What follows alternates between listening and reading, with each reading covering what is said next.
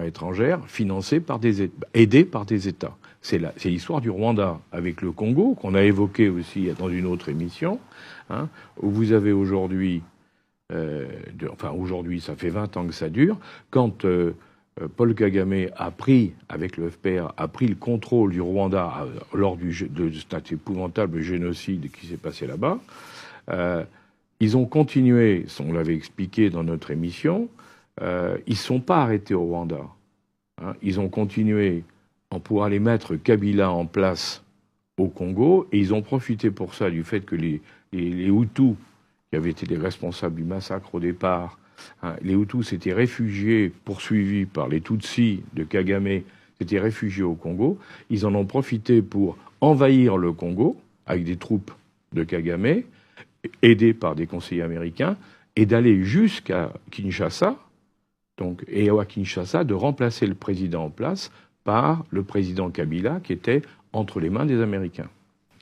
Alors, excusez-moi, je reviens sur cette émission. On en avait parlé avec M. Éric Lubin. Oui, absolument. On avait fait une très très belle émission. Et ce qui était intéressant, c'est que on n'en parlait pas du tout à l'époque.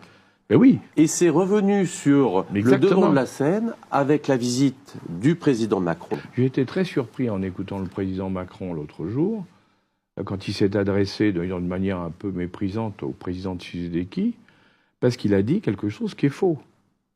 Il a dit, ça fait 20 ans que vous n'êtes pas capable de régler le problème de votre rébellion dans l'est du pays. Or, ce n'est pas vrai. En réalité, ce qui s'est passé, c'est qu'après avoir mis Kabila à la tête de l'État congolais, Kagame et le président ougandais, parce qu'ils étaient tous les deux, les Ougandais et les Rwandais, ont dit, nous, on veut, en contrepartie, on va récupérer toute la production minière de coltan, c'est essentiel pour les téléphones portables et autres, on va le récupérer, et c'est dans la province de l'Ituri, qui est la province qui est juste à la frontière du Rwanda et du Burundi. Et de l'Ouganda, pardon.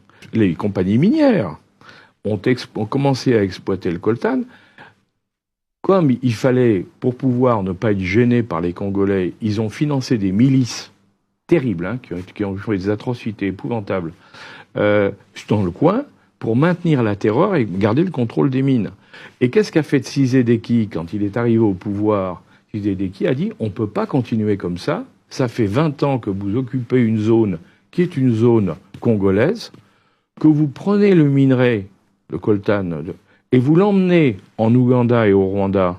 De là, vous le réexportez vers l'extérieur. Donc c'est vous qui faites les bénéfices et la plus-value. Hein, et nous, qui sommes les propriétaires du terrain, on n'a droit à rien. C'est scandaleux. Je veux que vous nous rendiez le contrôle de cette zone. Hein. Donc c'est pas du tout une rébellion. En réalité, c'est l'exploitation par des compagnies minières contrôlées et aidées par l'Ouganda et le Rwanda de toute la partie est du Congo. Et il y a une statistique, pour ceux qui pourront en douter, il y a une statistique fantastique, c'est vous regardez la production de coltan dans le monde et vous découvrez qu'il n'y a rien au niveau du Congo et qu'il y a plein au niveau du Rwanda, alors qu'il n'y a pas de mine au Rwanda de coltan. Vous voyez? Donc c'est vous dire alors quand il dit qu'il y a une rébellion, non, il n'y a pas de rébellion.